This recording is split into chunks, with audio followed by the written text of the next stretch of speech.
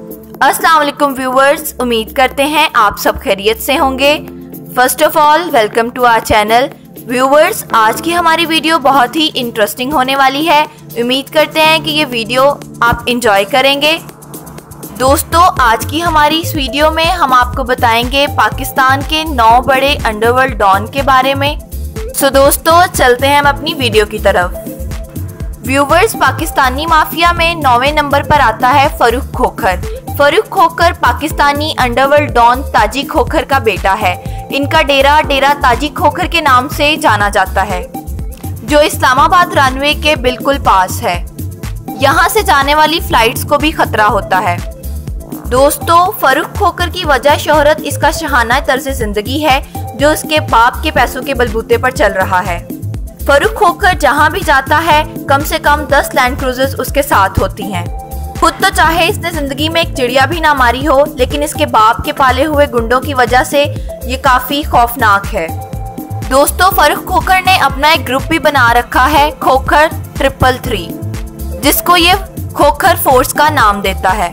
इसकी दूसरी वजह शोहरत इसका चचा है, हाजी नवाज खोखर, जो कि पीपल्स पार्टी का सियासतदान है।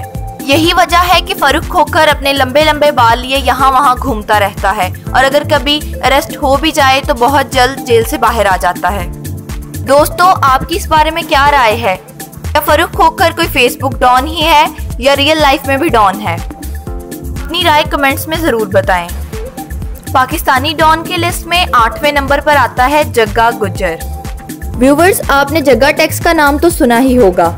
जग्गा गुज्जर 60 की दहाई में लाहौर के बकर मंडी के कसाईयों से जग्गा टैक्स लिया करता था। इसका असल नाम है चौधरी मोहम्मद शरीफ गुज्जर। ये लाहौर ही का रहने वाला था, जिसने चंद लोगों का कत्ल करके लाहौर में अपना और दबदबा कायम किया और लोगों से जग्गा टैक्स लेना शुरू कर दिया। जैसा कि दूसरे बदमाश लोगों को मारते थे और उनकी जायदादों पर कब्जा कर लेते थे, जग्गा उसके बरक्स करता था। जग्गा उनसे सिर्फ टैक्स लिया करता था, और अगर कोई टैक्स ना देता तो उसका अंजाम बुरा हुआ करता था। जग्गा गुज्जर लाहौर के बकर मंडी के कसाईयों से फी बकरा 1 रुपया लिया करता था, जो आज के दौर से 1000 से भी ज्यादा है। लाहौर के लोग जग्गे गुज्जर से परेशान होकर अयूब खान के पास अपनी दरख्वास्त लेकर गए, जिसके नतीजे में उसने गुंडा एक्ट कायम किया। जग्गा गुज्जर ने ये एक्ट मानने से इनकार किया और इसका पहला शिकार वो खुद ही हुआ और पुलिस मुकाबले में मारा गया। व्यूवर्स, पाकिस्तानी माफिया की लिस्ट में 7वें नंबर पर आता है गोगी भट्ट। ये लाहौर का बहुत बड़ा गैंगस्टर है और इसका असल नाम है ख्वाजा अकील भट्ट। 1960 में जब गुंडा एक्ट आया तो पंजाब से बहुत हद तक बदमाशों और गुंडों का खात्मा हो गया, लेकिन खालिस लाहौरी गुंडा गोगी भट्ट ही बचा। हुकूमतें तो बदलती रहीं, मगर गोगी भट्ट कायम रहा। गोगी भट्ट ने छोटी उम्र में ही लाहौर की इकबाल मंडी में भत्ताखोरी से जराइम की दुनिया में कदम रखा। किराए पर कत्ल और लैंड ग्रैबिंग में भी अपना नाम कमाया। गोगी भट्ट की सबसे बड़ी वजह शोहरत ये है कि इसने टीपू ट्रकावाला का लाहौर एयरपोर्ट में जाकर कत्ल किया। गोगी भट्ट ने बहुत से पावरफुल दोस्त बना रखे हैं, और जब भी इस पर कोई मुसीबत आती है तो वही लोग इसको बचाते हैं। दोस्तों, पाकिस्तानी डॉन्स की लिस्ट में 6ठे नंबर पर आता है टीपू ट्रकावाला। लेकिन उससे पहले मेरी रिक्वेस्ट है कि अगर आप इस वीडियो को एंजॉय कर रहे हैं तो हमारे चैनल को सब्सक्राइब करें और बेल आइकन को दबाना मत भूलें, ताकि हर नई वीडियो की अपडेट आपको मिलती रहे। जी तो व्यूवर्स, टीपू ट्रकावाला शाह आलम मार्केट लाहौर का रहायशी था, और गोगी भट्ट से पहले टीपू ट्रकावाले ने लाहौर पर राज किया। टीपू ट्रकावाला बिल्ला ट्रकावाला का बेटा था, जिसका कत्ल उसके दुश्मनों ने 1994 में कर दिया। ये एक ताकतवर पहलवान था और हर वक्त गार्ड्स की फौज इसके इर्द गिर्द रहती थी। अपने बाप की जगह संभालते ही इसने लाहौर पर कब्जा कर लिया। व्यूवर्स, इसकी सुबह इसके 10 पालतू बब्बर शेरों को खाना खिलाने से होती थी। टीपू ट्रकावाला के चाहने वालों में भारतीय अदाकारा उर्मिला भी शामिल थी, जो इनसे मिलने लाहौर भी आई थीं। लेकिन इसकी बढ़ती हुई शोहरत और रोबो दबदबा लाहौर की इकबाल मंडी के गोगी भट्ट से बर्दाश्त ना हुई। उसके करिंदे ने लाहौर एयरपोर्ट पर, जिसका नाम खुरम भट्ट था, लाहौर एयरपोर्ट पर दुबई से वापसी पर पार्किंग में टीपू ट्रक्का वाले को मार दिया। दोस्तों, पाकिस्तानी माफिया की लिस्ट में 5वें नंबर पर आता है आबिद बॉक्सर। आबिद बॉक्सर किसी किस्म के तारुफ का मोहताज नहीं। उसकी वजह शोहरत है मियां शहबाज शरीफ का इनकाउंटर स्पेशलिस्ट होना। आबिद बॉक्सर 90 की दहाई में पंजाब पुलिस में नौकरी करता था। क्योंकि ये एक बॉक्सर था इसलिए इसे ये नौकरी स्पोर्ट्स कोटा में हासिल हुई थी। आबिद बॉक्सर का असल नाम है आबिद हुसैन कुरैशी। इनकी शोहरत की वजह इनके इनकाउंटर्स बने और उस वक्त के पंजाब के चीफ मिनिस्टर मियां शहबाज शरीफ की इन पर नज़र पड़ी। उन्होंने आबिद बॉक्सर का इस्तेमाल अपने ज़ाती दुश्मनों के मारने के लिए किया, जिसे फर्जी इनकाउंटर का नाम दे दिया जाता। एक वक्त था आबिद बॉक्सर को पंजाब में डर की इलामत समझा जाता था। कुछ देर बाद मियां शहबाज शरीफ को यह एहसास हुआ कि वो आबिद बॉक्सर का बहुत इस्तेमाल कर चुके हैं और आबिद बॉक्सर ने भी ये बात भांप ली कि शरीफ खानदान अब उसे मार डालेगा। इसलिए उसने अपनी जान बचाने के लिए पाकिस्तान से भागना मुनासिब समझा। अब इंटरपोल की मदद से आबिद बॉक्सर को गिरफ्तार कर लिया गया है और उन पर केसेस चल रहे हैं।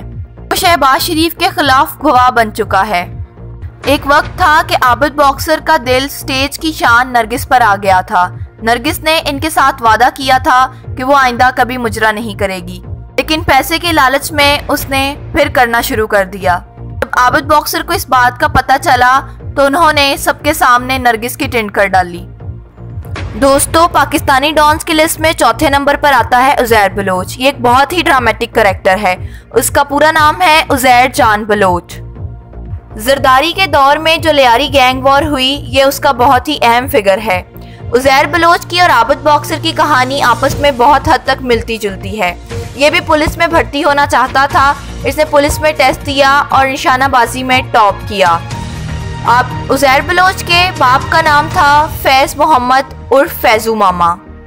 उज़ैर बलोच के बाप को अरशद पप्पू गैंग ने अगवा कर लिया और उज़ैर बलोच से भत्ता मांगा।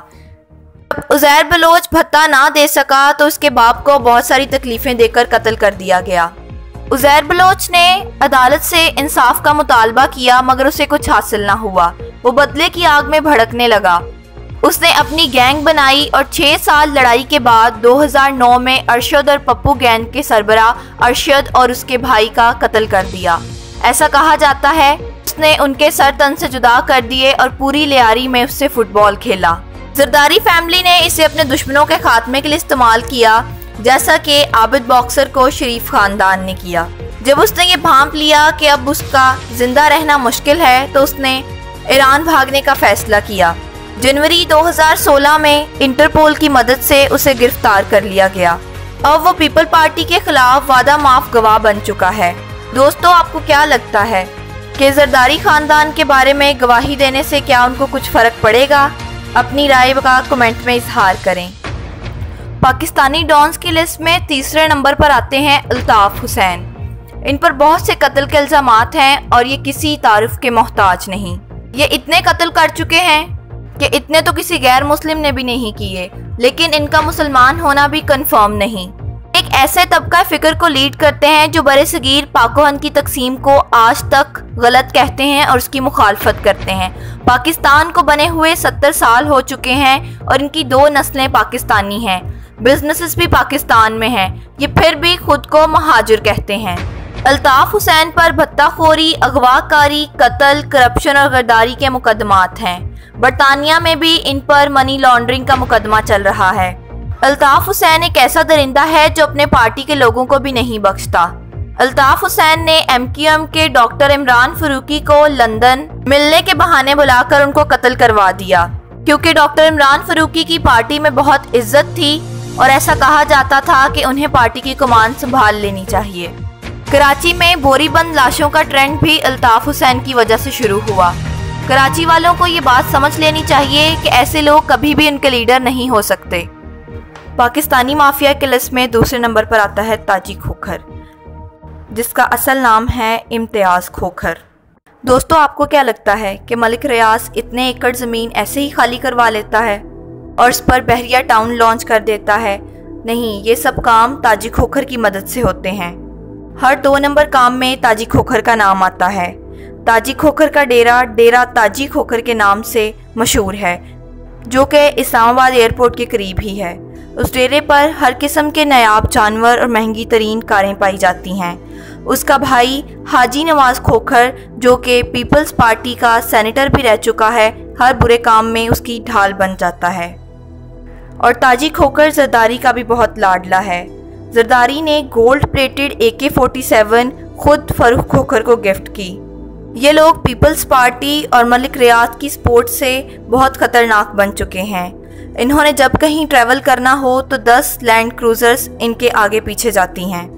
पाकिस्तान में जब कहीं ट्रैवल करना हो तो इनके पास अपना हेलीकॉप्टर मौजूद है।